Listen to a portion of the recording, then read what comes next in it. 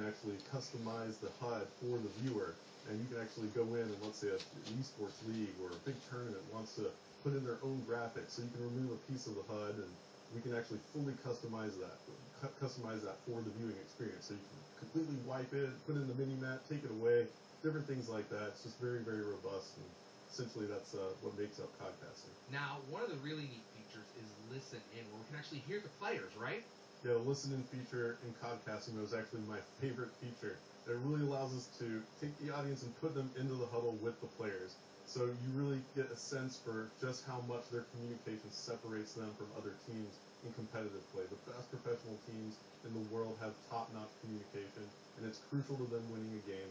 So we get to feel what they're feeling, what they're strategizing, and just hear the overall just lingo between the players. It's just really an exciting tool. It's just such a great deal of information that the audience is going to be empowered with now. In Black Ops 2, the commentators have all the right to make the viewing experience as customized to the viewer and audience as possible. So, for me personally as a commentator, I want to make the viewing experience as fun as possible for the audience, and I'm able to do that with Podcaster mode. But more importantly, I'm able to make sure that we don't miss those epic moments in the battles that may have gotten lost in the past. These just crucial moments that change the face of the game and what essentially determines outcomes of matches.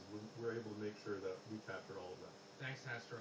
David, I want to talk to you about some of these features. What was it like implementing some of these features? Yeah, so there's really a couple of really key pillars to the entirety of the esports and competitive agenda for us. Black Ops 2 has a league play feature. This is a sport. It's how you make Call of Duty multiplayer sport.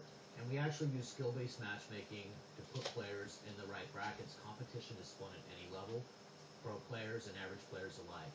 We also have to make it fun to watch, fun to spectate. That's what codcasting does. So that's why that feature is so important, to have that production around that sport. And then finally, we need a way to give that sport or broadcast it to the world, and we do that with a feature we call live streaming. You're now putting basically thousands of dollars of tools into the hands of the community. That's going to be really exciting. You're expecting to see a lot of great stuff out of it. Yes. Yeah, it's actually really important for us to put as many tools as we can. We really like to make sure that we give the players the ability to customize the experience, whether they're playing the game, whether they're watching the game. In fact, Larry, you can even go back through the theater feature later, pick up those games, and then codcast them later. It's really cool. The team at Treyarch has got to be excited about the work that they've done around this. They've always really enjoyed the community, but this takes it to a different level. We're going to keep going. We're pretty engaged with the community all the time. They're very passionate people. They have a lot to say about the game. And it's really fun to take their ideas, roll them into the context and structure what the game's supposed to be like, and then bring them right back to the players. Thanks, David. Any final words? Sure. I've just been blown away by how dedicated the team at Treyarch has been to making this experience for the players as best as it can be and giving them as much customization that they can have. It's just mind-blowing how dedicated they are to their community and how well they treat their fans and the players that play the game. So I think that's something that all the Black Ops 2 players out there, when they get the game, are going to realize pretty quickly. Thank you, Hastro. Any final words? We're really excited to put this game in players' hands. And when you get there and you get your hands on it, I want you to tell us what you're thinking about it, how it's working for you. Feed right back to us so we can continue to make and improve our games for you. Welcome back to the pit, everyone. I am here with Hastro and a very special new codcaster. It's Vaughn, and look at this. I'm your friend at the moment, right? Am I your friend? I can't tell. Yeah. I'm your enemy. Yeah, you're foe now. This is an amazing piece of work. What's the story behind this? It's classified beyond top secret.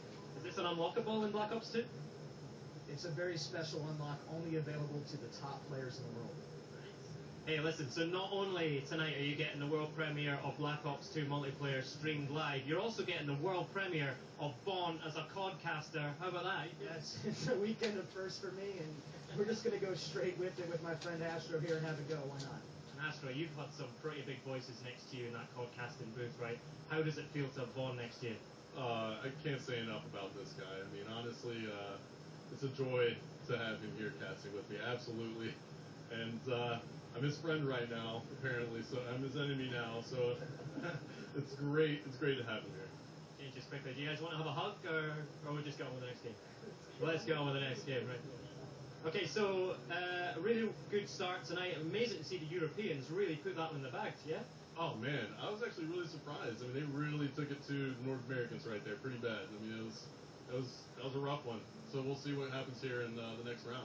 Home advantage telling in that first game, but it's all going to change because we're showing off one of the new game modes now. This is multi-team team deathmatch. Tell us about this one, Bob. Yeah, so this is a 3-on-3-on-3-on-3, but you can play multi-team deathmatch with up to 6 factions and any combination of 18 players. This is going to be very intense. These are very competitive guys, very competitive small teams of 3, small group, squad tactics are going to matter. They're going to have to load out really well and work together to win this game. It's going to be an epic, epic match. Now those loadouts are really interesting, right? So everyone knows about the Pick 10 creator class system. Tell us how that's influencing the multiplayer game and what people should look out for in this. So in this particular combination, I'm going to be specifically looking to see how these guys have combined wild cards and pick 10 together to complement each other's play styles. Because with this multi-team deathmatch game, this action's so intense and these guys are going to have to be cooperating. So I want to see how different their classes are and how similar they are. And that should be a really interesting thing to look for here. Stuff. Okay, so the guys are into their teams now. The guys that they're playing with are the guys they play with all the time, so the communication should come to the fore here.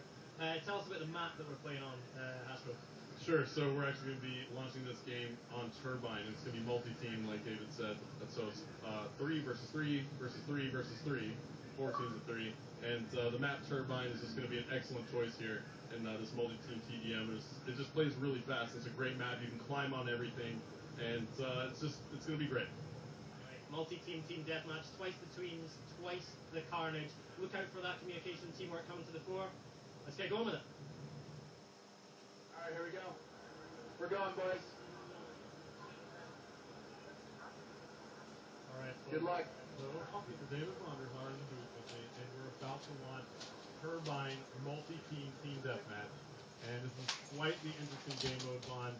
What are your predictions right here? And go ahead and make a prediction. I'm going to predict that this thing is going to be wire to wire, that these guys are really going to just get super into this thing, and we're going to see some tough, tight, close scores the entire match. Yeah, I actually agree. Multi-team TDM is introducing, so many different aspects into the gameplay just because of the fact that you're adding multiple teams. As we see Gunshi, who finished that last game absolutely on fire, picking up another kill right there, and that was on Nice.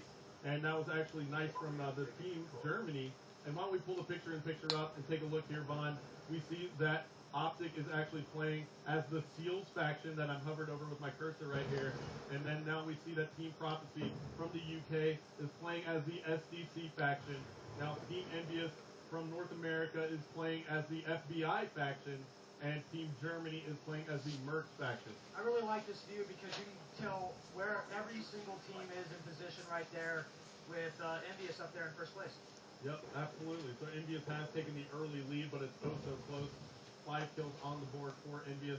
We'll swap on board with Karma and see if he can add to that lead. He's using the M8A1 assault rifle with the target finder. Again, pulling off some nice shots there.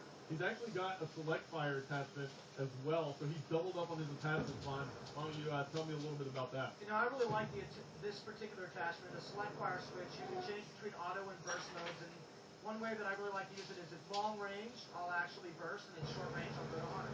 Yep, absolutely. It makes complete sense. I got a little bit of time with it as well, as we see Karma go down for the drop shot, almost got a double kill with it, but there he is, he's calling in the UAV, and we just saw he picked up the assist on that kill. Now assist adds to the score streak here in Black Ops 2 multiplayer.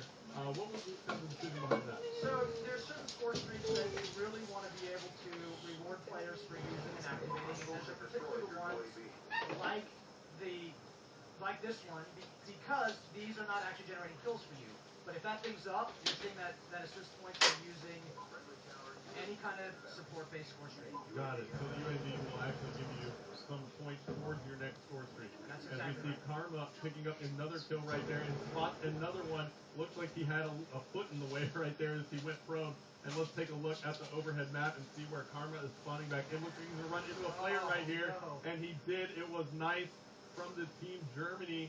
But Envious still has the lead at the moment. They have 18 kills on the board, starting to create some separation. 18 to 13. SDC is in second, and that is Team Prophecy. And Swizz now for Envious is on a 3-kill streak. Why don't we take a look at his loadout? He's rocking the M8A1 as well. Seems like he has a bouncing Betty there and a smoke grenade, maybe? Or is that maybe a flash grenade? Looks like a flash grenade. So Looks like Squiz is kind of going with that classic reflex fight. Interesting to see him burst at this range, actually. I would think that he'd want to get in there. Those guys are such precision shooters, though. Man, this is such a great player, Squiz. Yep. Squiz is definitely solid, and now Envious is taking the lead even more. Why don't we actually take a listen in to Team Envy, Vaughn, and see how well they're communicating? Hey, he's next to. Yeah, he's right to your left. Another one down low, another one down low. Down low, third building. Let's Still me, still me. Still Still me, still me. Big kill. Call you right there. I'll wait. Throw it up. And you'll work for a counter. There's one in that one, top turret over here. Oh, next wave. All right, Vaughn. So Envious definitely had some great communication right there. 2 minutes left to go. That is probably why they have such a good lead. The communication is so crucial. And in podcasting mode, we can actually put you into the game with the players with one touch of a button, which is one of my favorite features. It's not my favorite in podcasting mode. And it looks like Squiz just hit the player who came up behind him. It was Optic Ray. And let's see how Optic is doing at the moment. They are your FBI's team, and it looks like they are kind of slacking behind. They're down by about 7 kills. Not too far off the pace, but it looks like Prophecy is now coming back. Vaughn, Shane has a 6-kill streak. Why don't we take a look at him? Absolutely one of the best ways to figure out what player is really hot right now. Pulling up picture-in-picture, seeing that kill streak column and knowing exactly where he is. Absolutely. Maybe did we just curse him right there? Well, that happens to me all the time when I swap the players. I curse them, and look at this. Shane is fully loaded with score streaks right now. He's got the death machine out. This should be really entertaining. Yeah, the death machine is just massive in this game. It does some super damage to the body of enemy soldiers. But you know what I like to use it for? I actually like to take out score streaks with it. Because it's brutal. I mean, if there's a score streak in the sky and I can take it out with the death machine, I'm going to do it. It really fires so many bullets, and it's kind of absolutely devastating. Those score streaks, it's absolutely devastating right there. As we see Shane picking up the kill on Big Timer from Optic. Envious is still in the lead by 4. We're headed into the last minute of the game now, Vaughn. And why don't we take a look at the picture-in-picture again, and let's see if we can hop on board with somebody who's on fire. Looks like Gunsey's on a 3-kill streak. Now, why don't you tell me a little bit about Gunsey's style? So Gunsey, once again, this select fire seems to be a very popular attachment with these pro players. And he's got looks like he's got the red dot sight there, and he's going to aim up and put some targets down. He's been playing pretty good all night. All the players have been doing a great job. Yeah, and it looks like there are 19 seconds left to go. And there's a care package there for Gunsey. He's only down by 3 kills. He has a care package and a UAV. Choosing not to go ahead and call it in. His strategy might be to go ahead and try and just work around his gunplay. 6 seconds left. Only 2 kills separating our teams. Can they do it as we're on board with Gunsey? Can he catch back up? So close. He picked one up right there. And it looks like that was so close at the end. Gunsey picked up that final kill, but it just wasn't enough. As one of his teammates was able to help out, they would have came back and tied it, but Envious is going to take this one. And let's take a look at the scoreboard here. As we see Squiz going huge for Team Envious, 19 and 12. Karma with 13 kills on the board. He's negative, though, with 14 deaths. And Toby +1 at 10 and 9 for Team Envious.